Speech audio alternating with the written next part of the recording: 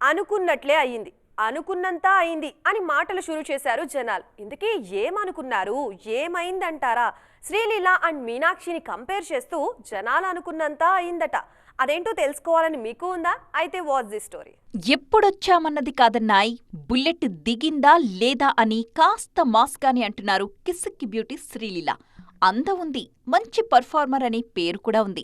Speed స్టెప్పులకి, glamour రోల్స్కి care of అవుతారనుకుంటే ఎందుకు gap తీసుకున్నారు అని ఆ మధ్య శ్రీలీల విషయంలో తెగ ఫీల్ అయ్యారు ఫ్యాన్స్.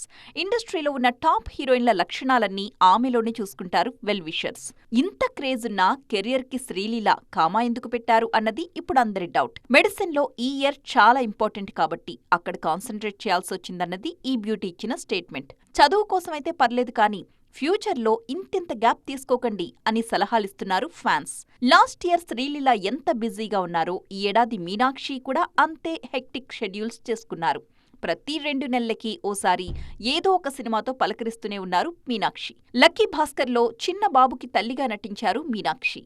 కెరీర్ పీక్స్ మీదున్నప్పుడు ఇలాంటి ప్రయోగాలు చేయొద్దని సలహాలందుతున్నాయట ఆమెకి. చిన్నప్పట్నుంచి నాన్న నేర్పిన డిసిప్లిన్, స్విమ్మింగ్ అండ్ బ్యాడ్మింటన్ ఇప్పుడు పర్ఫెక్ట్ ఫిగర్ని మెయింటైన్ చేయడానికి యూజ్ అవుతోందని, దానివల్ల సినిమా కెరియర్కి చాలా ప్లస్ అవుతోందంటున్నారు ఈ బ్యూటీ.